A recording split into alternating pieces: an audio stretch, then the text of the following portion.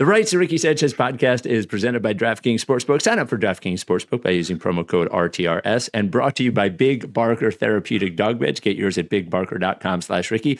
LL Pavorsky Jewelers, where Rights to Ricky Sanchez listeners go and get engaged, and Kornblau and Kornblau, the official law firm of the process, as well as Kinetic Skateboarding. Get 9.1% off your first order with promo code Dave Silver. On the show today, Daryl speaks at the Sloan conference and still doesn't seem to understand Philadelphia 76ers fans, and an AMA. That's right. The Sixers have broken me. This season has resulted in mid-year mailbag behavior.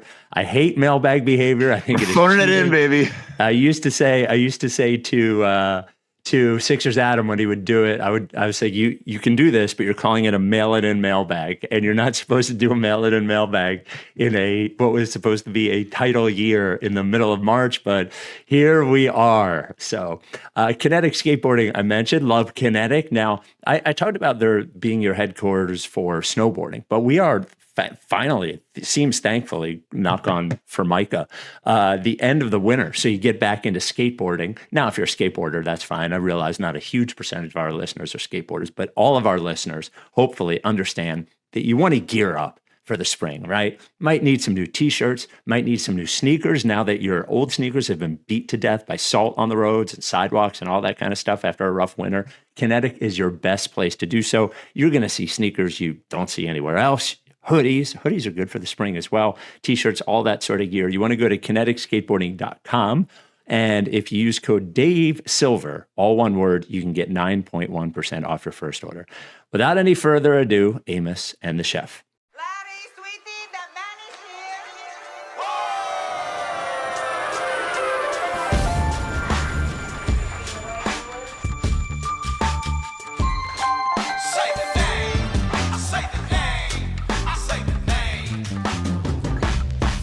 We were right, y'all.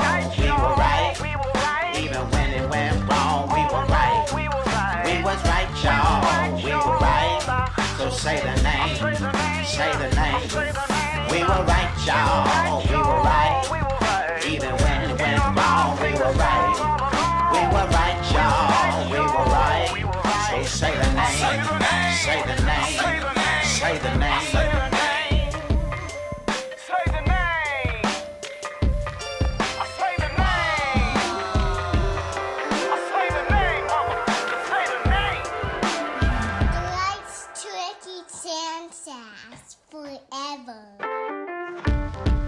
Welcome to the Rights to Ricky Sanchez podcast. I'm Spike Eskin, along with...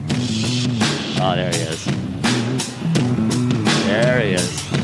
Hey, you! Get off my goal! That's right. Hey, you! Get off my goal! Hey, you! Hey, you! Get off my goal! Now, this will not be the final time AU fills in on the pod in general, but in this run, it is, as Mike returns from Japan for the next pod. AU, welcome. Thank you. Louder theme this time. I feel like the drums were really hitting this time. Yeah. I'd love to see that live. Maybe at the lottery party, with Amos and Jern come and do it as you walk onto the stage. I'll play cowbell or something. Yes. So we will get to, I joked in the opening of the pod that I like, an AMA is sort of off-season behavior, but we're doing the pod on a Sunday with a game tonight. And, because of my current housing situation, doing it after the game would have been a nightmare. And also, really, what are we going to say about the Sixers-Utah game tonight? By the way, Utah tanking at an extreme level. Every team, it seems like, who is tanking at an extreme level. And to your point, I think on the last pod, AU, that game between the Sixers and the Raptors coming up is going to be truly excellent. Stuff of legend, certainly. And last night I didn't get to watch either of the games, but it seems like some absolute tankathon masterpieces between the Nets and the Hornets and the Raptors and the Wizards. I was definitely following along a little bit on my phone, and they were really going down to the wire. I can only imagine the shenanigans that were being pulled in that fourth quarter. But it's going to be some breathtaking stuff at the end of the season all around, I think. Yeah, Amos actually texted me last night. I guess he was... I can't understand why, but I guess he was watching the end of the Nets game. Shout out Amos, man. And he said, there's no way we're out tanking this team. He said, you should have seen what happened at the end of that game. But, you never know. So before we get to the AMA, didn't actually expect to be talking about. So the Sloan Analytics Conference, which Daryl is, responsible for in a large way, has become a big annual, I say Dorkfest lovingly, about basketball and analytics and that stuff. And that is going on this weekend. It's funny, Mike and I were actually asked to come do the pod there at one point. Wow. But they would only pay for one of us to go in, and the other one had to pay full fee to go in. And it's like, no, that's stupid. Yeah. But Daryl's on a few panels, but the panel that we're going to talk about now, Pablo Torre was the moderator. He's got a pod now called Pablo Finds Out in Levitard's network, and a gentleman named Sendil Mulanathan. And Sendil is by the way, seemed with like incredible credentials, seemed a lot more in touch with the fan experience than Daryl did. He seemed like an actual, so he's a very, very big Sixers fan. I guess he mentioned that in like 2000, he was lurking on Sixers message boards. When he was a mod on at one point. But he's a professor and he what's this? His current research uses machine learning to understand complex problems in human behavior, social policy, and especially medicine, where computational techniques have the potential to uncover biomedical insights from large-scale health data. So there we go. He's a very smart guy. But there was one quote that a member of the Ricky, I don't know if that person wants to be identified, was watching this and alerted me to a certain passage that I found interesting, and then a part of it a little bit enraging, I think. And here was what Daryl said. The Philly fans surprised me in this manner. So I guess it's 2 seasons ago now. We were up 3-2 on the Celtics. Objectively, in Vegas, we were at the highest odds to win the championship that year because they felt that the team out of the East would win, I guess. It wasn't like above 50. I've scraped 50 when we were up on the Warriors in 18. And we were up 3-2. Obviously, we then lost a close game at home, which was very frustrating. And then we had a very bad loss in Game 7. And, it's a little bit similar to the LeBron, Michael Jordan argument. Objectively, people should feel better about that than the next season. We had a very entertaining Knicks series, like almost famously entertaining. I think it was voted best series that year. And for me, it was just stressful, but for everyone else, I'm glad you enjoyed it. It was very stressful. And we lost in 6 games, to a Knicks team that was not as good as the Celtics team we lost to the year before. And I was very down after the loss. And I was like, man, people are going to be so angry. And they were angry. Obviously, everyone wants us to win. But they were less angry than the year before. And anger is all that drives Sixers fans, as far as I can tell. They were less angry. Anger and irrational hope. Yes. The aggregators are going to have a field day with this, Pablo. I know you're excited. My kid's going to go to private kindergarten. But they were less angry, was my perception. I don't know for sure. It's not like we surveyed everyone, how angry are you? And that really threw me. Because to me, I'm just trying to win the title. And so the year before, the way we measure it was objectively better, even though still a 0 on the Boolean scale I'm judged on. So it should all be the same. And that surprised me. So a couple of things before we get to the parsing of the Sixers the Knicks versus Celtics series and the Sixers fans motivated by anger or whatever. First of all, I find interesting, he's objectively wrong about why the odds were favorable to one specific Eastern Conference team that year. The reason is because there were 3 really good teams in the West, so they all individually had objectively lower chances to win the title because they had to play each other. It wasn't that Vegas thought the Eastern Conference team was going to win the title. It's that one Eastern Conference team would have a better chance than one Western Conference team. Just, that's wrong. Second of all, anyone who doesn't understand, he's actually wrong also about being judged on the Boolean scale of success, which is really just states like the outcome either happened or didn't. So he's saying that he's just judged on whether they win a title or not. And we have on this podcast told him that like there are degrees to which you I don't know if told is the word I would use for that, by the way. I think I would use a more louder, extreme word than told. Yelled that, yes, the goal is to win a title, but there are degrees to which we feel happy or sad based on what happens during that year, right? Like, I think fan reaction overall, I don't think this is specific to the Ricky, and I think largely Daryl is thinking about online reaction because that's probably what he sees the most. But he specifically points to a time where we objectively succeeded less than the year before, but we were happier than we were. So I'm sorry, I've been thinking about this for a day. So the first thing is, he was confused as to why people were less upset after the Knicks series, which seems to me, maybe you feel differently, obvious. It's obvious because they had a better chance to win the title in the Celtics year, and they choked. Like they didn't lose trying their hardest. They gave up. Like you watch the game, James Harden and Joel Embiid gave up. They had a chance to win. They were up 3-2. And not for nothing, if you think that team was better, and I supported this, but you dismantled that team, like you let the second best player leave. But that's fine. We all wanted that. It is because in the Knicks series, we knew Embiid was hurt. We knew that this season was largely sort of a pause-ish year in that they had traded their second best player or third best player, whatever you want to call James Harden. It was like Embiid, Maxey, and a bunch of spare parts. We knew Embiid was hurt, and they objectively didn't quit. Like they fought through to the end. We saw Joel Embiid's best playoff performance of his entire career on one leg. He scored 50 points. He finally had a series. I think he averaged 33, 11, and 5 on one leg. I don't know. And then, okay, go to that. And then the one quote. I'm sorry. Yeah, this is obviously like a pretty like by the numbers illustration of the Daryl mentality versus the fan mentality. And so I'm not surprised that he feels this way, that he kind of wants to throw out all emotion and just say, hey, we made it farther. We lost to a better team. Why isn't that the better result? And in fact, I think if you asked Sixers fans, it probably is the better result.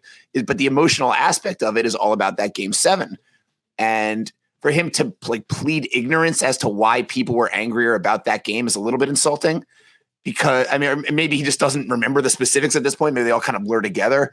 But that game was so galling to watch as a fan because of the quitting, because of Jason Tatum scoring 51, largely on Embiid, because like the post-game comments that Embiid made where he just kind of seemed, we lost. What are you going to do? Right. Like everything about it was so viscerally upsetting in a way that didn't just reflect poorly on them in that game. It reflected poorly on them in that series and in that season, and maybe just kind of as a team in general. Like it made them seem like losers and quitters and just a team that was never going to make that leap to beating the Celtics in a way that, it didn't feel that way after the Knicks series. And they lost the Knicks series because they played a bunch of close games and Josh Hart hit a 3 at the end of the Game 6. And, it wasn't like we felt good about that. It wasn't like we weren't angry. Daryl even admits there was still anger. And I remember you guys got on here, and I think Mike was even angrier than I was. He was really pissed off at the end of that game. It wasn't like we were like, good job, good effort. Who cares? We'll get him next year. But it just wasn't the same thing as watching the team collapse, not only in an historical fashion, but in a way that made us like the team less. Right. And that's just a different thing. I think there was some optimism about Joel as a playoff player after the Knicks series, where there was only pessimism after the Celtics series. So we'll get to 100%. one other thing about Daryl, and then one quote there. After I tell you about Big Barker, the Rights to Ricky Sanchez podcast brought to you by Big Barker Therapeutic Dog Beds. I've been without my dogs for now 6 days now, and it's driving me crazy. I will get to see them this evening. We're selling our house, and we'll pull the Big Barkers out of the garage, and they will get to sleep on their Big Barkers again. Rebel and Scotchy. BigBarker.com. Go to BigBarker.com. Use code FREEPATCHES at checkout. You have to add the patches to the cart. You can search. They're easy to find. Use code FREEPATCHES at checkout. You get 2 Big Barker Process Pup patches, black and white one, red, white, and blue one, some stickers. Take a picture of your dog on the Big Barker, send it to us. We throw them up on Instagram, official Process Pup at that point. And that stuff is all great, right? The bonus stuff is great. But the best part is that your dog will now live a happier and healthier life. And I know that sounds crazy when you're just thinking about a bed, but the same thing can happen to a human. Like if a human is sleeping on a mattress that doesn't support them well all the time, that human is going to have back issues. And then as they get older, it'll get worse and worse. And then your happiness is affected by how you feel. And it's the same thing with dogs. When you think about it that way, it is very clear. And then most of the dog beds you see, when you buy them at a pet store or whatever, they look big and fluffy and you think, oh, that looks comfortable. And it would look comfortable to lay on and watch TV, but would not be comfortable to sleep on. And you would wake up and you would be creaky and all that kind of stuff. And this is why Big Barker is better. It's engineered by experts to support your dog's joints. When you look in the pictures, you can see the difference. Dogs develop arthritis as they age, especially big ones over 50 pounds. Over 75% of them develop arthritis as they age. And the Big Barker helps stave off the effects of that. Helps younger dogs stay bouncy for longer. An older dog will relieve some of those aches in their joints, and you'll see a difference, and your dog will feel a difference. Again, go to bigbarker.com, use that code FREEPATCHES. It comes in all sizes. So it was originally designed for big dogs, hence the name Big Barker, but they have the Barker Juniors now for tiny dogs. Our dogs are about 40 pounds, 35, 40 pounds. They each sleep on a large. They could probably both sleep on the same one, by the way. But they don't. They each get their own. They even have the XL, which can, a 150-pound dog or whatever. All different colors, all different configurations. Good looking bed. Good bed for your dog. There's a 10-year warranty. The foam doesn't flatten or they replace it for free. A 1-year at-home trial. If you don't like it, if your dog won't sleep on it, it's cool. They'll pay for the UPS shipping to send it back to them and give you a full refund. It's handmade in the USA. Big Barker dog beds. Woof, woof, woof, woof, woof. I think this is the first time that, when people talk about analytics and like the eye test, that old argument that we've been having about analytics, most of the time I tell people, you don't understand. The people that are looking at numbers in sports are not like computers. They are using it as a tool the same way the stats have always been used. Like this is the first time I've listened to Daryl and I thought, man, you really just think about it as a computer, like in percentages. Like, oh, we had over a 50% chance at that very moment. It's like, Jesus Christ, man. Do you think he should get do you think that he thinks he should get the scraped 50 banner? Right. Houston Arena for the Rockets. Yeah. I understand being interested in that, but and I understand you're at Sloan, but to whittle down your understanding of why fans, I almost feel bad for him is the wrong way, but I do have empathy because I don't think he is being, I don't think he is being willfully ignorant about it. I think he actually is ignorant about it. I think he just doesn't understand. He's been on the pod enough times and interacts with our fans enough times to be around it. And I think he probably makes the effort, but this is the first time that I've been like, Jesus Christ, man, like, how do you not understand this? And then the final thing is like to say that Sixers fans are mostly motivated by anger. And he was smiling when he said it, if you're not listening, but it's just like, not now.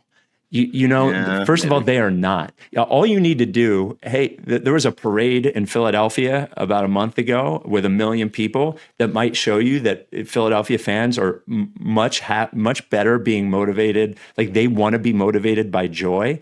This, as a fan of this team over the last 20 years, and specifically the last 11 and a half, has been such a beating. And the amount of leeway that the organization has been given, considering all of the different fucked up things that they have done to the team. I'm not saying Daryl's specifically responsible. I'm saying the team and what they've gone through, and the things that have happened that the team doesn't control that are bad that they've gone through. Mm-hmm. I actually believe shows more leeway than most fan bases would ever. Most people wouldn't even give a fuck. They're not motivated by anger. They are angry. There's a difference. They're motivated by joy, and they're angry that they do not get enough joy. Forget about a championship. And Mike, I'll give Mike credit for this. The Sixers have not beaten a good team in the playoffs during the process run. Not one actual good team. And it is Imagine spending all your time and all your money for a little bit of joy during the playoffs and not getting it. They're not motivated by anger. The fact that they're still paying attention means that they're motivated by like just one bit of relief from the anger that they have felt over years. And even as a joke, not now. Like, not now, not while you're sitting with fucking Pablo Torre and some genius on a stage in Boston talking about why numbers should determine how happy you are. Just come on, man. Like, just have some awareness of who this will ultimately reach and why it is upsetting for them to hear that. And I like Daryl a lot. And we will parse for years the job he's done. I think mostly he has done a good job, even though the results have been bad. But his continued sort of unwillingness to have any empathy in this sort of realm is really frustrating for me as a human who has defended him. Yeah, I mean, I agree with that part. I don't really get my blood up over the motivated by anger thing. I've been so angry for so long that I don't really remember what my original motivations were or should be. And it was funny. Like I knew you were going to be upset about this, but even in like the rundown you had that you sent over for this episode, it was the Daryl quote about anger. And then we were maybe going to do a thing where we ranked every team by how angry we would be if they won the title. So I see where he's coming from here. I can't really fault him for that. Even if you're right that the sort of, if you zoom out on it a little bit, it doesn't sound that great. My other question is a sort of tangential one to this. Where was the Knicks Sixers series from last year voted best series? Like, was there an ESPY given out for best first round NBA playoff series that I missed? Like, what was he even talking about? There must have been some online poll like that. That's all. Okay. There was no. I don't know if there's like a governing body for these things that makes for most entertaining. Yeah. Sure. By the way, the reason that it was entertaining for Sixers fans is because the team tried hard and played well. Yeah. Also, I gotta say, as Daryl like really lets the facial hair go, he's looking more and more like Orson Welles. Like, have you ever seen like 70s clips of Orson Welles? No. It's kind of a good look for him, actually. I'm not going to hate on it. Really? I would encourage Daryl to really like, lean into that a little bit. Well, he does, and I've mentioned this a bunch of times, he does look like I think Daryl is probably, in early 50s, mid 50s. He looks like Elliot Shore Parks if Elliot got much taller and put on some weight. But like when you look at them next to each other, it looks like somebody took Elliot and like took it and grew him up, but as he got older, he actually got bigger as well, like continued to grow. So, all right. And late period Orson Welles was also much fatter than Daryl Morey. I'm not trying to make a body comparison. There's the facial hair thing. Yeah. All right. So ask me anything. I think this will be fun and a little bit of a relief. Almost all of these questions come from either the Ricky website where they commented or the Ricky Reddit. So thank you to both. I mentioned anything that we don't get to on the pod, I will go back and answer on the website and on the Reddit as we've done before. So if we don't get to you, I'm sorry. These typically go a little bit longer than I want them to. And I actually think AU is probably going to give longer answers than Mike would, as Mike starts daydreaming when we do anything other than recapping the game. So here we go. This one comes from Jeremy. This is from the website. I think, and I just went on Reddit, I just went from most upvoted to least upvoted. And for the website, which is Substack, I just went from top to bottom, and I think it's most liked to least liked. So this is from Jeremy. I think it's time you told us how you know that James Harden has so much sex. This is part of Ricky lore. It was one offhand comment. I'm never going to say why I know. First of all, I think it's absurd that Mike sometimes doesn't know. Sometimes his urge to defend people from things comes out in very strange ways. Like when I made an offhand comment about it, I think everyone who didn't have any information would just assume that James Harden, given everything we know about James Harden, would probably be a pretty sexually active guy. I didn't think it was like a ridiculous thing to say. He pushed back and said, "How do you know?" I will never say how I know. I don't think ever, maybe on my deathbed or something, but I'm not going to do it here. Have it inscribed on your gravestone why James Harden has so much sex. I think I know nothing about James Harden's sex life. I assume he is a sex haver. Yeah, right.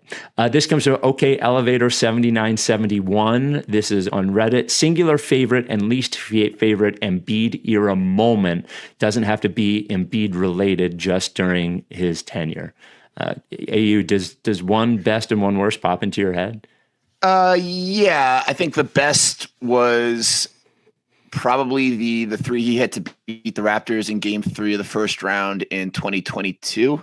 Now, by the way, this is Embiid era. It doesn't have to be Embiid related. It's basically just process era. Sure, although Embiid era is Embiid basically, as far as I care. And the lowest is Game 7 by like a country mile. Like, I mean, unless you want to say like, I don't know, him getting rolled on by Jonathan Kuminga in that Warriors game. But that wasn't a moment. I think looking that was like back, the most consequential one, but but like the low moment was unquestionably Game 7. That was my low moment as a sports fan.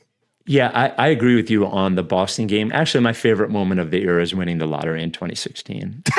It was a good one. It was a pure one. It was a pure joy moment. It was just it was the closest we were all together. It was the closest we came to pure joy for the team that feels like we won something. It's very sad, but I just can't explain the feel. You can see it in the video of it, but the feeling in that room when we finally got number one was awesome. No, it didn't work out.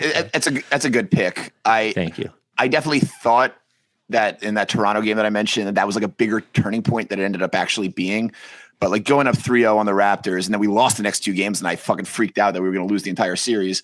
Yeah. And then Embiid got hurt anyway, and he didn't really like develop the clutch gene after that or anything like that. So in the moment, that felt like such a major thing to me. And looking back now, it probably wasn't really. This comes from Karsten on the website. This is kind of a one-sided jigsaw. Would you shit your pants, no bringing spare clothes with you, once a week in public if it made Joel's knee return to 2022-23 levels of health? No. Yeah, no. Let me ask you something, because this question's not really worth talking about. No. If you could like press a button and magically untether the Ricky from any shit-related discourse, would you do it? Like, No. Do you enjoy the fact that it's this big a part of the brand? I love every part of things. All these things have happened naturally. Like they've just happened, and most of the things that, just to give a window into how I think about it, like most of the things that end up becoming a thread that are non-basketball is because people react to them in an outsized way compared to the way that other people react to other things. So we've done a million non-basketball things, and some things nobody reacts to and they go away. I'd say there's an occasional thing that I really particularly enjoy that I'll keep doing. Or Jason does, sure, yeah. Yeah, or Jason Jason Lipschitz as I've told him a million times. I called JJ Redick party boy once. He thought it was funny, so I never stopped doing it, only because Jason thought it was funny.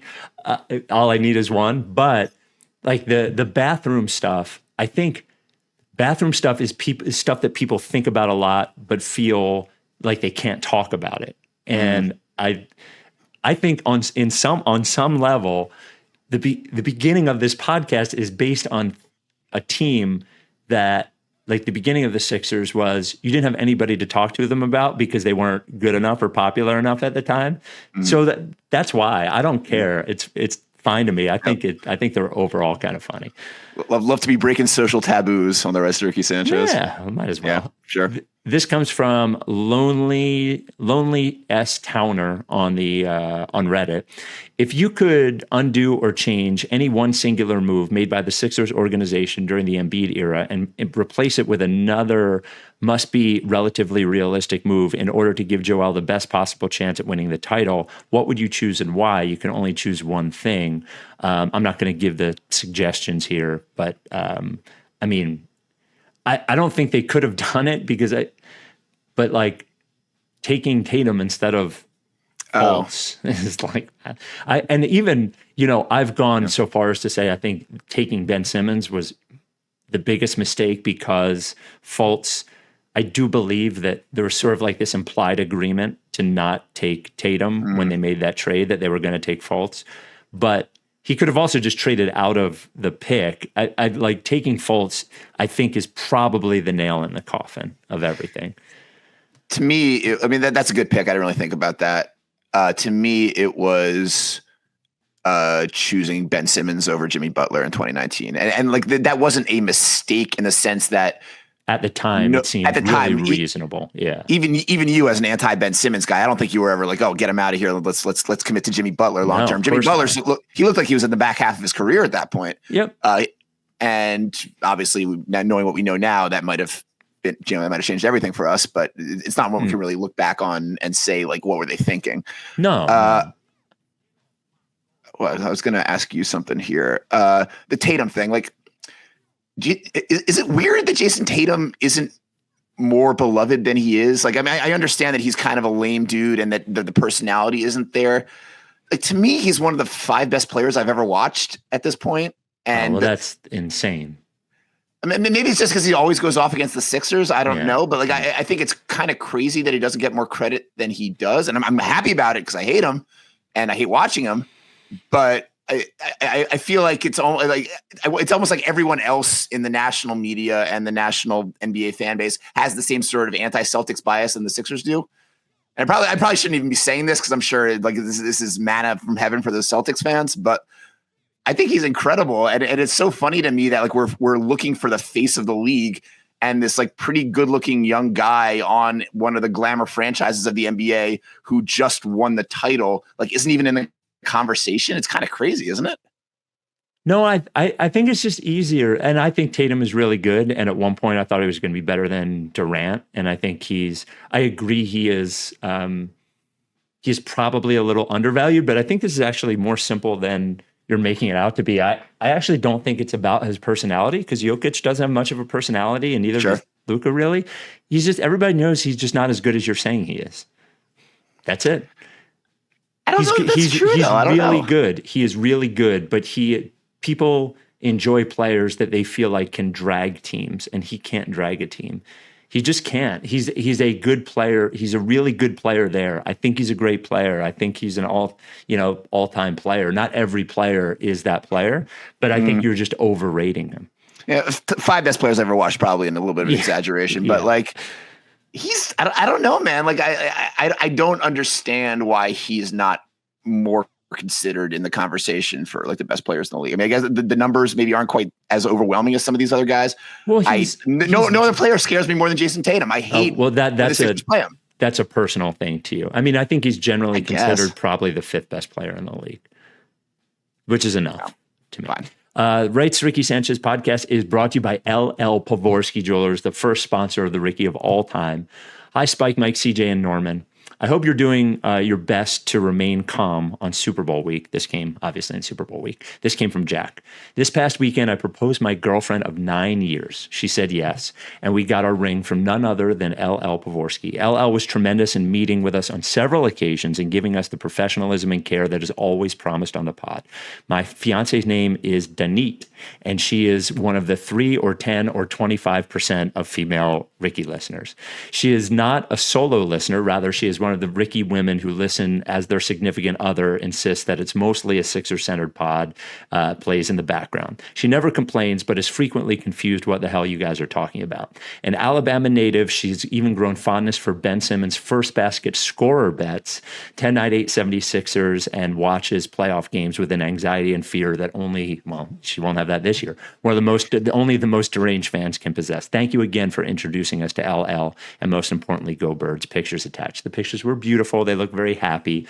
LL, every communication about LL is like this, and buying engagement ring can be stressful. It's expensive, right? And you don't know what you're looking at. You sort of want to make the person you're buying it for happy, but also you want to know that you're getting a good product, and that's hard to tell just by looking. And that's why you need somebody you can trust, who's not going to pressure you into spending money you can't spend or buying something you don't want to buy, and giving you one-on-one service. And LL does that for all of our listeners. I'm so proud to have him as a sponsor. If you want to buy an engagement ring from LL, he is an appointment-only guy. The store is at 707 Walnut. You can walk by it and see it. But if you're going to talk to him about an engagement ring, he wants you to make an appointment. That way he can give you the care that you deserve. 215-627-2252 is the phone number. Lee@llpavorsky.com is the email. You can tweet at him at @llpavorsky. You can make an appointment that way. A supporter of our charities always, Providence Animal Center and Mama T's Community Fridge, LL Pavorsky Jewelers.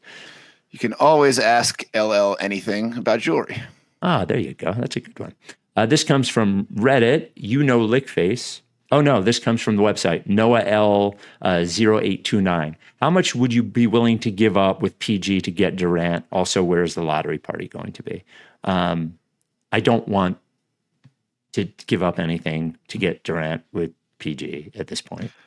If I were to see that Joel can play again, then maybe. But maybe there's 1 year less on his deal, I think.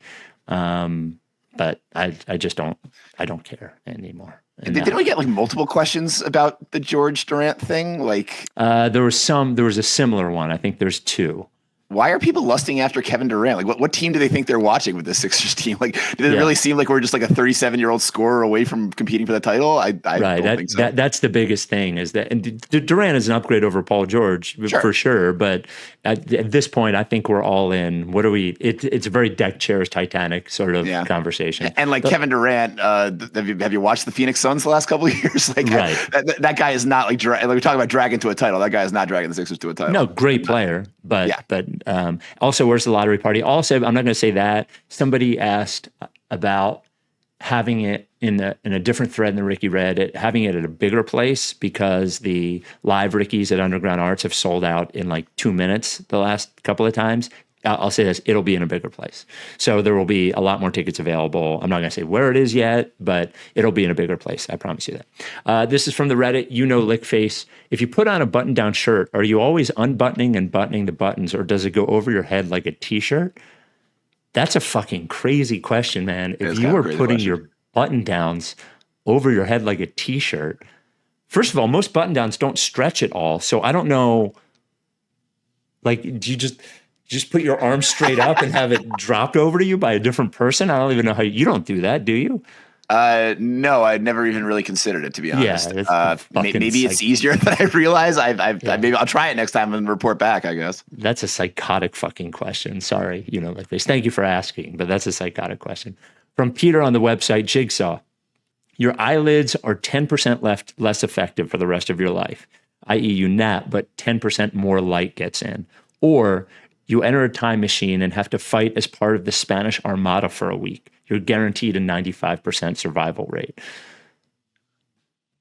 I respect the specificity of this one, but like, this guy has a real thing about napping, I guess, if he thinks he's even close. Like, who cares? 10% more daylight? I'd like whatever. I'll close the blinds a little bit more. Like, that doesn't seem like a life-altering thing to me. Yeah, I guess it's cheating. He probably needs to rethink it, because you could just put a sleep mask on and then getting 10% more light wouldn't. And I don't nap in the middle of like the park or whatever where that would be an issue. This one's too. You're not a homeless person, no. Yeah. I guess you are sort of temporarily, but normally I put up rules about circumventing the Jigsaw, but this one seems too easy to circumvent, so I'd ask Peter that you propose. From Fresh Cucumber 7891 on Reddit, basketball. What is one rule change you'd like to see in the NBA, i.e. a 4-point line, FIBA-style goaltending, etc., and non-basketball, with AU working at Billboard and Spike always wearing some kind of pop girly T-shirt? What is your guys' favorite pop album of the last 5-10 years? So is there a rule change you'd like to see? I think it's probably time for the 4-point line. My big thing was, I wrote about this a couple years ago. This isn't really a rule change, but sort of a re-envisioning of the NBA in general. I want to see them institute double headers where you can only play all of your players once in each of the 2 games, and have that cut down on like back-to-backs and travel, and just kind of be fun, cool basketball games for building local team culture. MOC had a million reasons why it wouldn't work, and he's probably right. But that's the thing I want to do. Do you want to take that before I get into pop albums? Because that's gonna be a long answer. It just says favorite. Shouldn't be that long an answer. But I think I hate the block charge stuff. Mm-hmm. I hate it. I don't know. Well, actually, this is what I hate more. I think anytime a player or coach complains about a call, the other team should be given a 2-shot foul. And it's too much. People complain about like review, and I agree, and block charge is bad, but I agree. But we are so numb to it because we watch so much NBA. The degree to which players complain about literally every time they don't get a call or when they are called for one, when it's so clear they weren't fouled or so clear they did commit a foul, is outrageous, and it's so annoying, and it just like makes the game worse to watch, and that's what I would do. I would add a rule making it you're just not allowed to argue about it. That's it. So pop album, mine is quick, actually. And do I always wear pop girly t-shirts? I think I have a few. There's a... You definitely have a couple in the rotation, but yeah, I wouldn't say it's always. There's a Miley, I think there's an old Sabrina Carpenter one, a Gail one, and a Miley one. I think those are the only ones I wear. The last 10 years puts Miley out of the conversation. I think it would be it's an EP, but the Julia Michaels EP, Nervous System, is my favorite. She has great songs on her other like records, but Nervous System is I think the most Julia Michaels of all the Julia Michaels stuff as a complete work. I think it's only 6 or 7 songs, but that would be my favorite. I love Julia Michaels. She's probably my favorite pop star, and well, I don't even know if she's a pop star anymore. Yeah, she is she's sort of pop like, star adjacent. She works with pop stars more than she is a pop star herself at this point. I actually think it's now that I'm thinking about it, it is kind of interesting that I like Butch Walker so much, and he is mostly a producer, and I like Julia Michaels so much, and she is mostly a writer. And it is you're a guy behind the guy. Yeah, I would say Julia Michaels' Nervous System. What's yours? Well, I don't often get to give music takes on the Ricky, so I got to give a few here. Okay. The Charlie XCX Brat remix album from last year, the Brat, and it's completely different, but it's still Brat. I mean, the entire thing is kind of essential, and you sort of need both halves of the whole there. But the remix album like really kind of transformed what a pop album is and could do and could be in ways that I still am kind of electrified by. That's probably number one for me. Maybe my entire lifetime, but definitely the last 10 years. Ariana Grande's Thank You Next from 2019 is like a perfect album and like a kind of a career defining album for her. And like really emotional songwriting, but really strong hooks still, just incredible stuff. A little bit less obvious than those two. Are you a Charlie Puth guy at all? You care about Charlie Puth? Okay. I find him inoffensive. Okay. His Voice Notes album is incredible. Jason doesn't really like it that much. I don't think he would be going, if this was a live chat, he'd be in the chat going nuts right now. But it's, like, I didn't care about Charlie Puth at all before this album, but the craft on display is unbelievable. He's maybe a little bit of a dick, but in a way that I find enjoyable and is sort of missing from pop music these days. And just unbelievably talented guy. And a dick like serving the Robbie Williams way, like that sort of thing. Yeah, he's kind of a heel, but that's okay. I think we're sort of missing heeldom in pop music. Yeah. So. Do another one here. This is from Chris Jones on the website. Really an AU question, but Spike can answer too. Long, Long Way to Go is actually better than In the Air Tonight, right? So the answer is no. In the Air Tonight's a classic for a reason. And in the Air Tonight, Long, Long Way to Go is sort of In the Air Tonight if it never had the drum break in the part after that, which is obviously like the most famous part of that song. And that kind of takes it to another level that Long, Long Way to Go doesn't quite get to. What I would say is that Long, Long Way to Go is also excellent and underrated. And the next time some music supervisor thinks out there like, oh, wouldn't it be cool if we used In the Air Tonight for this trailer or this like montage sequence or whatever, even though like 500 million people have done this already, just use Long, Long Way to Go instead. Don't use the original. It's played. It's done. Don't try to get some like ethereal female cover of it that's supposed to sound haunting or weird or whatever. Like that's not going to work either. Just go with Long, Long Way to Go instead. And it'll be like 100 times fresher as a result. Well, and a couple things on that. First of all, No Jacket Required is such a good album. Like it's like you should just go back and listen to it. It's funny to say they don't make records like that anymore. And I think almost directly from a music stylistic standpoint, they don't make a lot of records like that, but in terms of being good from beginning to end.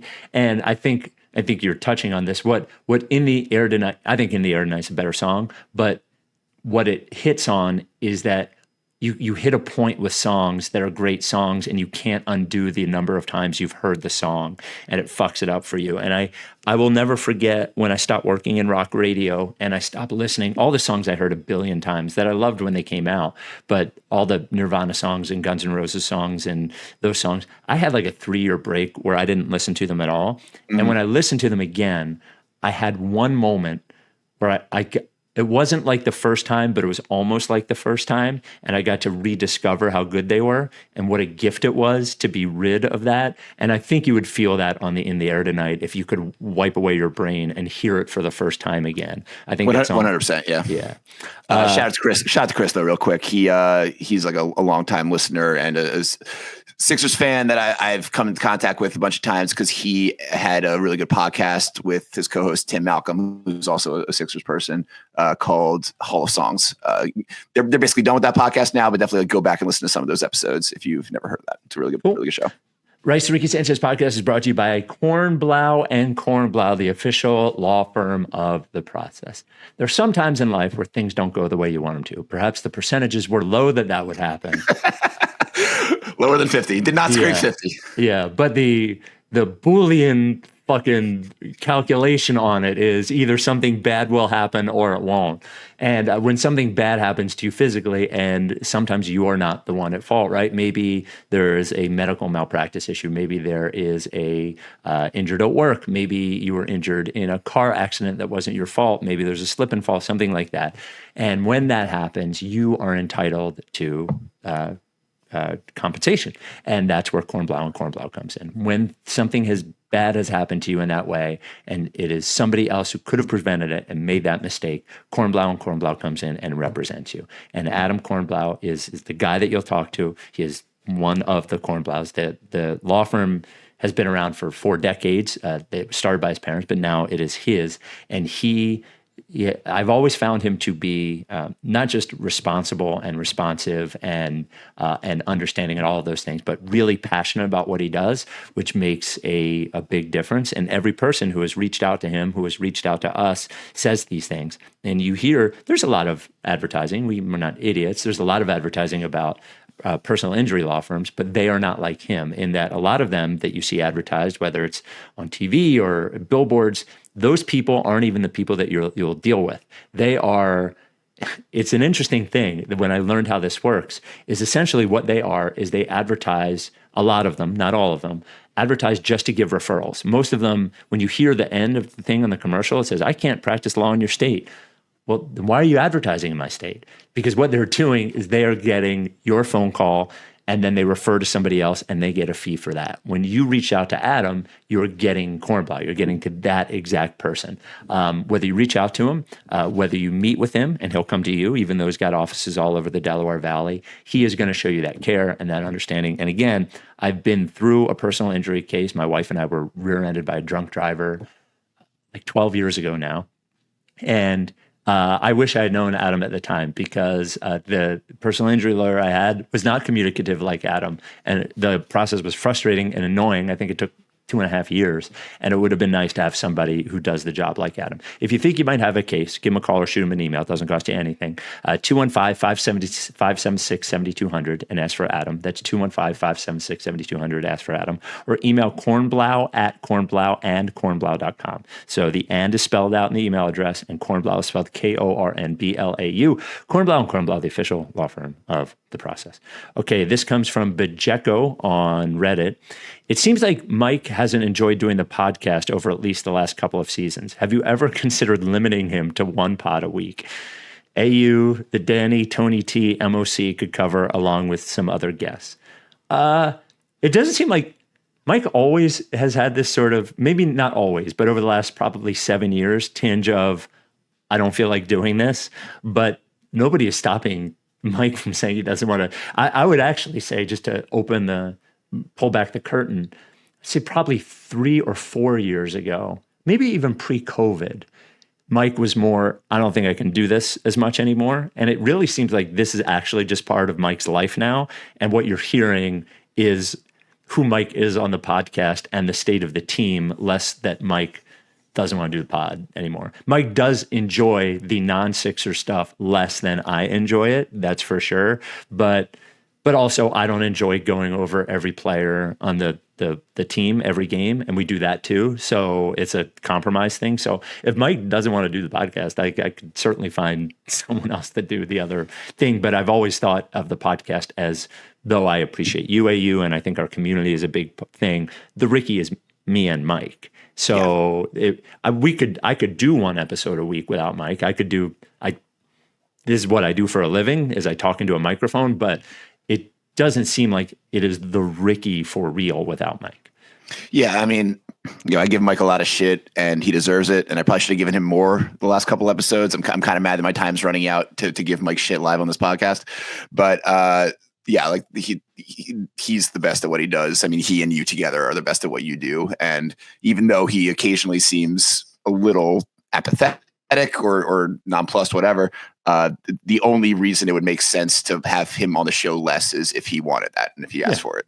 Yeah. So yeah. And by the way, there were I think there were 2 questions on the Reddit that were similar. One was sort of like, will you let Mike do it less? And like more than telling him to do it less. Like I'm holding him hostage. Mike he didn't start as a fully grown adult. He started, he was 23 or whatever. But now that 6 years out when this all started. Right. Now that Mike is 34, owns a home, is married, and is on his second 2-week vacation out of the country in the last 2 years, I think he has grown up enough to tell me whether he wants to do the pod every week or not. This comes from Leon Dad All Flash on Reddit. Wait, no, I'm sorry. One more. This one comes from the website. This is from Joel J. It feels like Joel's career is starting to mirror David Robinson's pre-Duncan MVP. Pre-Duncan MVP, all-star, regular season success, but no championship. If the Sixers landed a generational talent after an Embiid injury-plagued season and then won a title with him, how would that redefine Embiid's legacy in Philly? Look, I mean, in my opinion, Embiid's nobody talks about the fact that Wilt's second championship, Wilt wasn't the best player on the team. He won the championship, right? And I think Embiid's career, Embiid is the best Sixer I've ever seen. People have a meltdown when I said that once, that he's better than Iverson. He's clearly better than Iverson. Iverson got further, and there are things to like about Iverson more than Embiid. But I think it's pretty clear that at his peak, Joel Embiid's a better player than Iverson is. I don't think it's Joel Embiid's a better player at his best than most of the players I've ever seen in my entire life. So not all, but most. So, but a title, even as the third best guy or something, just puts his entire career in a completely different light for Sixers fans. There would be some people who have hated him or hated the idea of him and the process who would say, well, he needed blah, blah, blah, blah, blah, blah, blah. But overall, he would be celebrated, I think, to the level of player that he was, even if he won a championship in that respect. I don't know if I agree with that. I do think he would be mocked less. He'd be less of a punchline. Like he will be a little bit of an NBA punchline if he retires next year, or if this is basically his career just kind of trails off from here. There will be a certain sense that he will be kind of used as a paradigmatic example of a player who was dominant in the regular season and kept fucking up in the playoffs. And David Robinson sort of was that too, but he won the title, so he's not considered an inner circle great the way his regular season numbers would suggest. If you go back and look at David Robinson's numbers for his era, they are absolutely fucking bonkers. They are you go on David Robinson's basketball reference page sometime. That dude was insane, but he's not talked about on the level of Tim Duncan because he was not ever the best player on a finals team. But he's also not considered a punchline. No one's going to bring up David Robinson as an example of a regular season dominant player who's a postseason choker because he won that title. So I don't think it would burnish Embiid's greatness, but it would lessen his shame as a player. That's what I would say. Yeah. I think we see it to different degrees, but I think we see it as it would largely be positive and at least within Philadelphia, I think greatly change how he's viewed. Yes. From Joel J on the website. No, we just said that one. This is from the other one. Would you rather get Cooper flagged, but he misses his first 2 seasons for injury, or would you rather have the next 2 seasons of a fully healthy Embiid, after which he is forced to medically retire? I would take the Embiid one. I would take 2 years. 100%, yeah. And Cooper Flag, I think he's going to be really good. He's potentially going to be great. I don't necessarily watch that guy thinking that I'm watching the next LeBron James or Kevin Durant, or like I don't think he's quite on that level. I think he's going to be like a multi-time all-star, but maybe never an MVP, or maybe never even in the MVP discussion. I don't know. I don't watch that guy thinking I would do anything in my power to get him on my team. I'd be like, oh, it'd be great if we had him. That would fucking rule. But I would much rather get 2 more honest shots at this thing with Joel. I would trade almost any future thing for that. Yeah, and I'm not saying that is the correct choice from a Boolean perspective of winning a title. But that's gonna be funny anytime you say it. Like that should be your new party boy thing. Is just saying Boolean at every possible opportunity. And I think it would quite obviously extend the success length of the Sixers, but to take Cooper Flag healthy after 2 years, but still, I just want 2 more years of Embiid. I would rather just have 2 more years of Embiid. The next one is interesting. I had to go look it up, and I'm going to play the audio. I'm sorry I didn't send it to you, CJ. I'll have to play it through my mic. And thankfully, next pod, I'll be back in my home and able to pod normally. But this came from Ronan on the website. Can Spike now disclose the contents of the email received on 7 December 2015 in the wake of the Jerry Colangelo hire? Spike forwarded the mail to Mike during minute 36 of the podcast, to which Mike laughed hysterically while Spike declared, "I've never received correspondence from him," and quote, "I didn't even at him." No other details were shared on the podcast, and I believe we deserve answers after 9+ years. I love this fucking email. This is by far, or whatever, reader comment. This is by far the best one we got. Well, it's the most Ricky question there is. Exactly. Same thing. Yeah. So I went back to it, and I'm going to play back the 45 seconds because I didn't remember what this was about either. And I've actually been looking for this email for 2 years now. As I deleted it, I do have my response to it, but I do not have the original email. So here we go. This is from that podcast. And the context of this podcast is this is the first podcast we did after Jerry Colangelo was named as an advisor to the Sixers, which we played clips of in Ricky X, the 10-year anniversary one. It's so embarrassing how positive we were about it, how quickly it turned. Mike specifically, because he's wished death upon him several times. But here we go. Here is the clip. You can't. Okay, I just forwarded you an email and you can't read it, but I want your reaction to it as you receive it. Don't read it out loud? No, I just want I don't even want you to words reaction. I just want your sound effect reaction. Let me know when you. Oh, that's good. Isn't it? Oh, good. Oh, man, I didn't. I'll just tell you this. I've never received correspondence from that person before. Cool. Yeah, never. Yeah, I didn't even add him. I didn't even add him. So, whatever. Okay. All right, continue. Oh, I imagine, I'm sorry everyone that's listening that had to hear that. That's tough. There we go.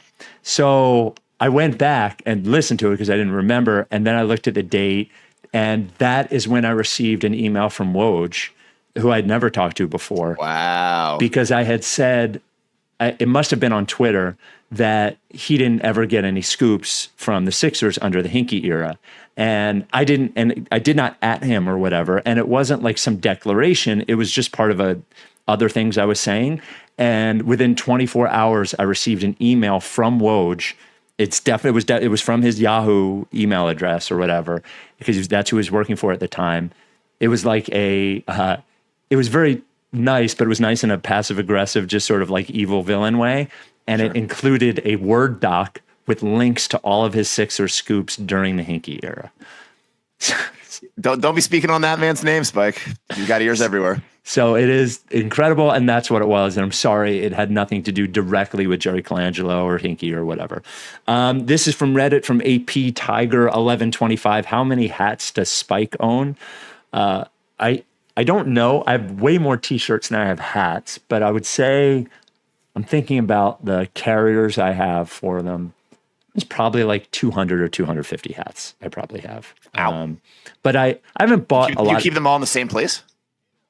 What do you mean? Like a hat room? Do you have like a hat closet? No, hat room? in my closet is mostly, I have a walk-in closet and it's mostly t-shirts and hats. It's when I say walk-in closet, it's not like you see some of them on TVs. You can't, I would say it's probably, I'm trying to put my arms out. It's probably 7 by 7, the closet. It's not like a room. It's a small room. So, but the hats are on shelves, but they're mostly in these new era carriers that carry 48 hats each. So I have them in there. I don't have them like displayed or anything. I haven't bought nearly as many hats the last few years. Now I just buy them. It's actually, my job has made it more difficult. I used to buy hats for not rival teams, but other teams, because I just like the hat. But now, given that I'm like a WIP host and I can't really, people are more sensitive to me wearing those things. Like if I wear a Browns hat or a Raiders hat or something, so I just don't buy them as much. From Russell on the website, who would win an all-star game between Team Smoker Arms and Team Doughboys?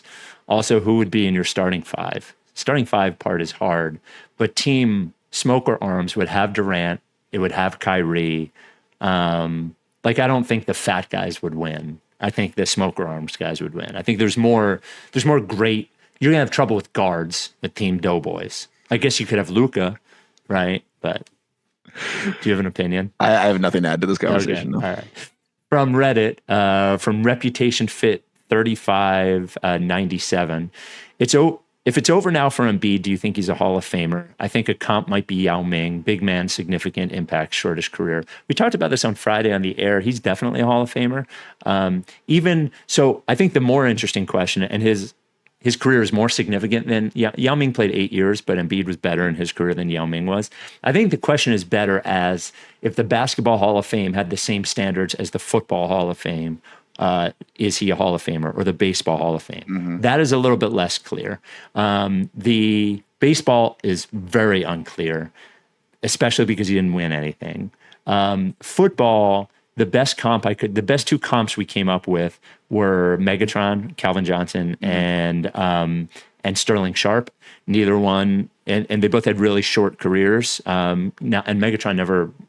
Those teams were never any good, and he was a first ballot Hall of Famer. So I think he's a Hall of Fame in all of them. Baseball is a little tougher. You know, Sandy Koufax had a really short career, but won 3 Cy Youngs. Baseball is a little bit tougher. Football is a definite yes. Basketball is absolutely. Baseball is, he would be debated, but I think eventually get in. Yeah, even the Yao comparison doesn't really hold up. Like, Embiid was a 3-time top 2 MVP finalist. I'd be surprised if Yao was ever in like the top 4 or 5. Maybe once he was, but like definitely he was never that kind of player. He was never that dominant. He was never that like statistically overwhelming. And like, he also never made it. And I think one time he made it to the second round and then got like hurt immediately. He has even less playoff success than Joel does. So I don't think it's even a question. Yeah. I mean, I don't know the Pro Football Hall of Fame well enough to say. Baseball's so much about compiling with the stats that you're like more likely to get in as like a pretty good 3,000 hit guy than like as a guy who was just awesome for 7 seasons. So maybe he'd have more trouble there. But even then, I think he gets in. I think Embiid's a Hall of Famer pretty much anywhere. Yeah, the baseball guy I started thinking about, and I think it's just because I interviewed his son the other day, was Don Mattingly.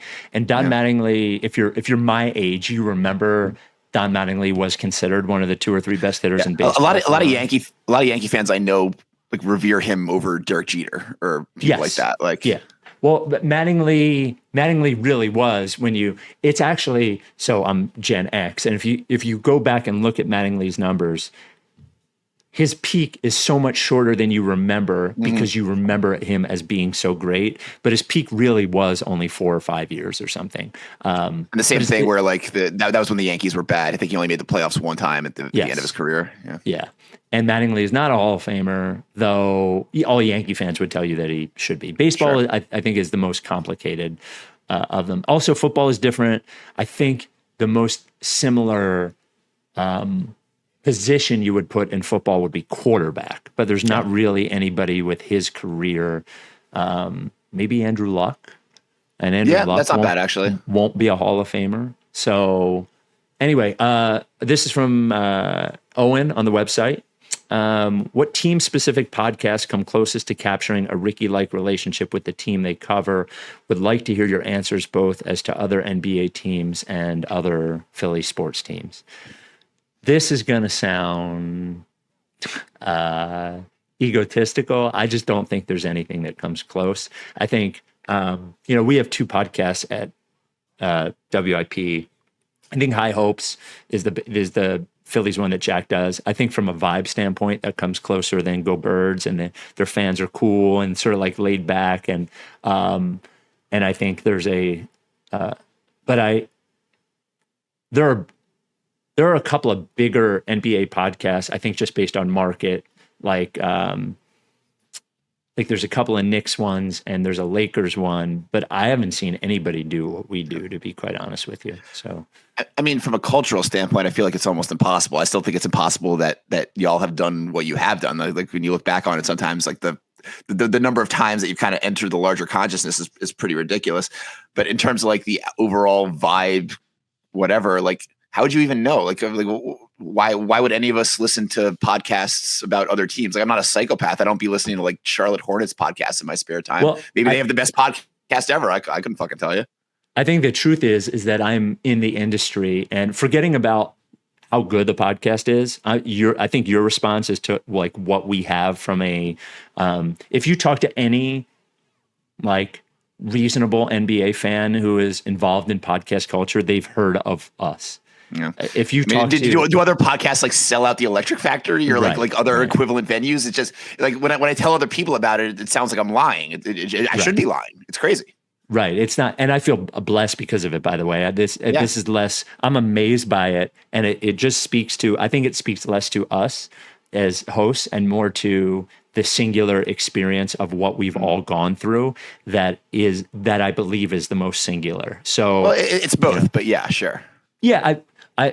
I think you could put me and sure, it's both. You could put 2 different people in me and Mike's position and it would be less likely to happen. But also you could put me and Mike in 29 other NBA teams position and it wouldn't happen. So I think that's probably true. It's also just like it's a combination of everything that happened all at once. And I don't think there's anything other than there's no other NBA podcast that gets mentioned with the regularity on national podcasts by national people or other teams, or even like casually slagging us like that happens with us. So,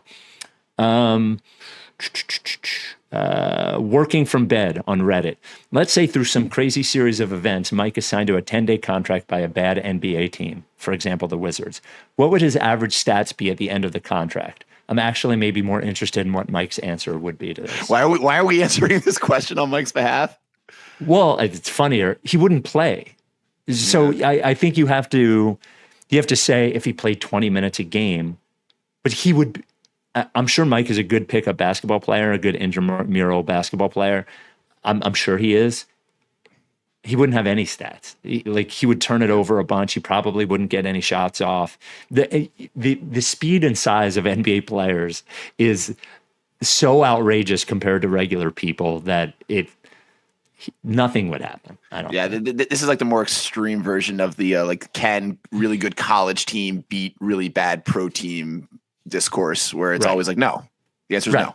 Right. Or maybe they could 1 out of 100 times, but no, it's not. Generally, it's not a fair fight. Yeah. Yeah. This is from Mark Brownlee on the website. If you were to create a Mount Rushmore of Ricky contributors, who would be on it? They need to be people who aren't paid to work on the Ricky, i.e. people like Weekly Becky, not Zoe. They also don't need to be a regular contributor, i.e. that person who contributed the phrase smoker's arm seems to have an outside contribution to this podcast. Well, that was Mike who said smoker's arm. So Amos would be on it. Amos is a lock, yeah. Yeah, and I would put Weekly. I think Weekly Becky is basically a lock at this point as well. Well, let me work. Okay, so Amos is definitely a lock. Whether behind the scenes or not, Jason to me is a lock. Okay, sure. Jason has decided several Fly the Process locations because I've asked him based on like 3, and he just gives me the answer. So he's a lock. I would shout out to Jason getting a lock. That's awesome. I would put Chip Mitchell as a lock. Okay. Oh, a lock. I don't know about a lock. He's not like, for me. He's a lock. He's an important part of the culture, but he just doesn't come up enough, I don't think. And I guess Weekly Becky doesn't come up as much as she used to either. But right. What about Legs? You're more. You have more of a relationship with Legs than I do. I mostly know about him, through Twitter and through your fantasy team talk, I guess. And the Colangelo stuff. I mean, he was a huge part of uncovering. Okay, that's true. That I'm saying more from he went from this guy who was so scared of being social that he would come to an event and I would sit him next to me so he didn't have to go out as part of his anxiety, to actually being part of the cabal that uncovered that it was Brian Colangelo's burner account. Shout out to Legs. I don't really know that much about him, but would Daryl be on it? Oh yeah, definitely. I mean, I don't really think about him as a contributor, because he can be can you be a contributor and also have a semi-adversarial relationship with the overall brand? Sure. Okay. Yeah. Then he's in there too for sure. All right, let's do a couple more, and then we'll be done. If this is from Sasha Vinek, I think, on Reddit. If Embiid's knee is beyond fixing, at what point do you think the team will pivot, and what would that look like? If his knee is truly arthritic, do you think there's any chance of medical retirement at all, or are we in Wizards territory? So I think next year is the year that you see the pivot or non-pivot within the next 12 months. And whatever they decide to do is part of that timing, whether that has a 10-month recovery or a 4-month recovery. I think medical retirement is very hard to figure out, because the way it works is if a player hasn't played in a calendar year, the team can apply for medical retirement. The player doesn't need to be engaged in that, by the way. The player doesn't need to be for it. And then doctors will decide with the NBA and the NBPA, and then at that point the player has to be waived, can come back, gets his full contract, but goes off the cap. I don't know what Embiid will do. I know John Wall wanted to play, didn't just want his money, so he wanted to come back. So while the player doesn't have to be involved in this, it's a lot easier if the player does say, yes, I'm not going to play anymore. So I have no idea. And just remember, if he plays even one game next year, the clock starts again. Do you think the team knows what they're doing with Joel? No. Yet? No. And remember, this is Joel now. It's not the team. I mean, the team will decide, but ultimately, I think the team has said, we thought that everything else is a crapshoot. And I do think on some level, there's going to be 3 options that are this has a 10% chance, and this has a 10% chance, and this has a 10% chance. And every doctor is going to make a different recommendation. And ultimately, Joel is going to decide what's best for him. So you think he is still weighing his options? Yes. Okay. Yes. And I know everybody's you just say what Daryl tells you. I haven't spoken to Daryl about this. I have no idea. I don't think the rest of this podcast content suggests that you're just a mouthpiece for the Daryl Morey agenda necessarily. Right. I think I treat Daryl mostly fairly. I think. I probably am less. I get less angry probably about something that he does wrong than somebody else does, because I know him and have a relationship with him. But I think overall, I think we're pretty fair about Daryl. Andrew P. on the website, are you moving back to Delco? No, I'm moving to South Jersey. Delco is too hard to buy a house in right now. There's no houses anywhere, and the prices are truly outrageous. Anyone in Delco, the prices are more expensive than the maybe not more, but equal to how North Jersey is as a New York suburb. Let's put it that way. That is so outrageous, and there's no houses, and it's impossible. So, South Jersey. Let's do 2 more, and then we're done. And then I'll do the rest on the website. Tim on the website, when should you start to offer to pick up the check when out to dinner with your parents or in-laws? That's a good question. I think not once you have your first real full-time job, but once you are paying your bills without help from your parents. I think that would be my gut. Yeah, I was going to say something after you've been gainfully employed on a full-time basis for a couple years already, you're no longer necessarily living paycheck to paycheck. That's at least time for your parents. I would say in-laws probably at least wait a couple times or ask your significant other what they think the move is, because there's always a chance that you might insult them by asking. But to be clear, in-laws is way different. Yeah. But I would say, and generally, if you're in your late 20s, early 30s, unless you're going through hard times, you should probably at least be considering offering to pick up the check. And then final one, and then I want to read you an email that I thought was really funny. This is on Reddit. Basketball related, with the Sixers out of contention this year, what other teams would you like to see make a deep playoff run and win the title? How many times are we going to get asked this fucking question? Yeah, I don't care. Do not care. I don't care. And 0%. There are teams I don't want to win, but there are very few teams that I do want to win, the Bulls. And non-basketball, honest 2025 Phillies prediction, has the window begun to close, or will there be one more run?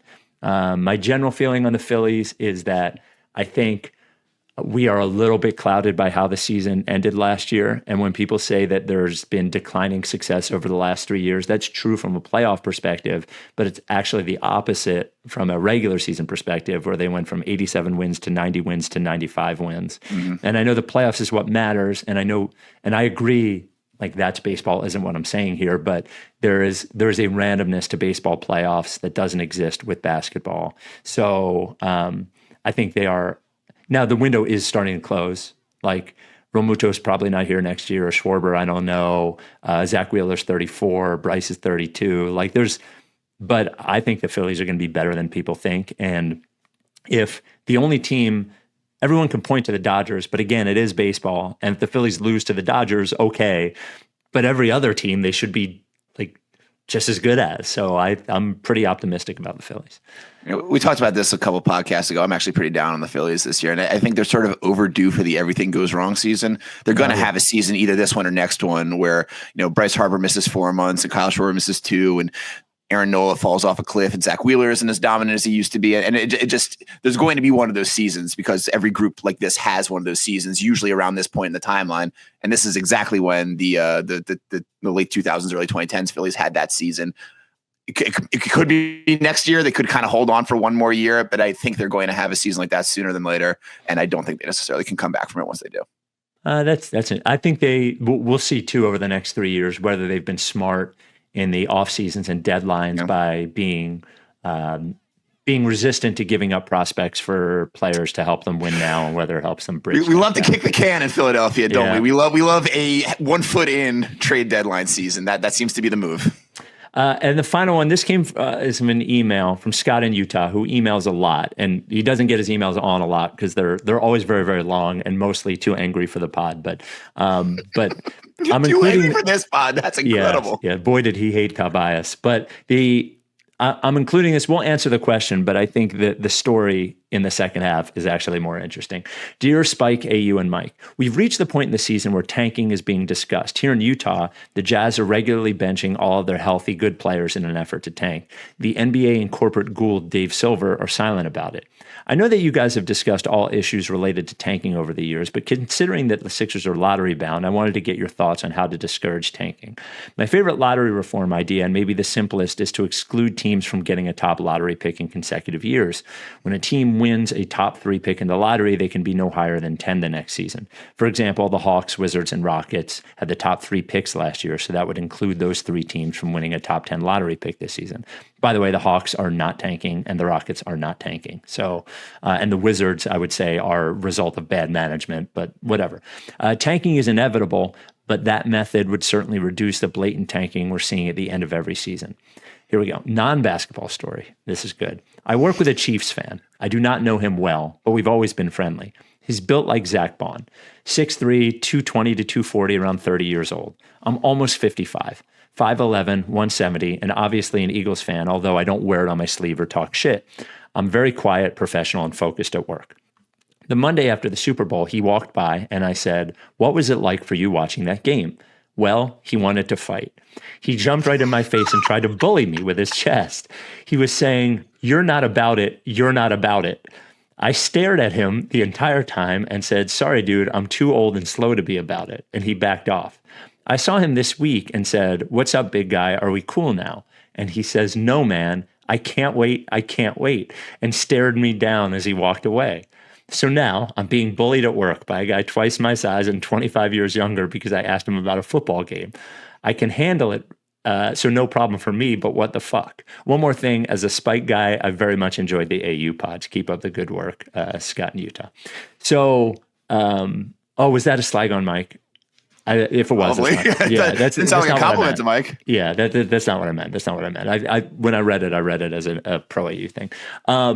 So the Chiefs fan story is actually just awesome, and I do imagine he asked him just, hey, what was that like for you watching it? I don't think he was talking shit. I think he was just being interested. I bet it sounded more like talking shit than he probably is making it sound in this email. Right. That's my guess. But you're not about it. You're not about it is actually very funny. But when it comes down to it, very few of us in this line of work are about it, I would say. Yeah. As for discouraging tanking, they've gone so far as to, given the worst team in the league, barely a better chance to get the first pick than the 7th worst team in the league, and it has not discouraged it at all. So I do think his idea would sort of work, but again, to what end, I guess? I guess to the end of the person who's buying the ticket in game 72 for the Jazz. You get to see Lauri Markkanen and who's that little guard they got from Cleveland? Colin Sexton. And I guess that makes it a positive. So yeah, I think that's a good idea. I don't have a better idea in that they've tried to discourage it and it hasn't worked very well. I think if they're going to discourage tanking, they have to do something pretty extreme. Like, do you remember that idea that got floated maybe like close to a decade ago at this point? The wheel. Do you remember the wheel? Oh yeah, the Zach Lowe of the wheel. Yeah, I love it too. It seems absolutely insane and way too hard for the average fan to grasp for them to actually go for it. But that to me seems to be you can't pump up the incentives one way or the other. You have to absolutely completely disconnect win-loss record from draft positioning for this to not be a thing. You can continue to weigh it differently and it's not going to matter. You're still going to get games like this, I think. But it is kind of crazy when you think about it, like the Raptors doing that kind of like stealth tank thing in game, like during home games. Yep. That's a kind of a new level. I'm not like Mr. like protect the fans at all costs and paying ticket customers, et cetera. You're much more that guy than I am. But at a certain ideological level, I do find that kind of offensive, right? Like, well, I find it offensive that you and Mike are not protect fans at all costs, the actual consumers of the product. It's actually, I find it most offensive when he's like, well, who cares about the fans? I'm like, are you fucking psycho? Yeah. All right. Well, thank you, AU. Great run of pods from you. Thank you. Yeah. Come back, Mike. Come back to this world you've created. I hope you enjoy podcasting about this team that is going to lose as much as you want it to. And you have to actually watch these games and talk about it and think about it and try to have opinions about it. So I hope you enjoy lying in the bed that you've made for yourself. Can I do a quick plug before we go? Yeah. So I've told you recently, I started my own podcast. It's not Sixers related in the slightest, but it is about pop music, which we talked a little bit about on this podcast. So if you like pop music as well as the Sixers, I talk about it a lot better than I did on this podcast on my podcast called Greatest Pop Stars. It's a Billboard podcast. Jason's on it sometimes. You're going to be on it eventually talking about hair metal or something. And I love that you've reduced me to that of my. Well, if you want to, I don't think Julian Michaels is making the cut, but if you want to talk Miley Cyrus, we can do that too sometime. Okay. All right. But yeah, I think it's good. I would encourage you to listen to it if you like pop music. So there you go. All right. Go listen to AU's pod and we'll talk to you next time. Are you done with TTP? Yeah, look this. If you don't fuck with me, then I won't fuck with you.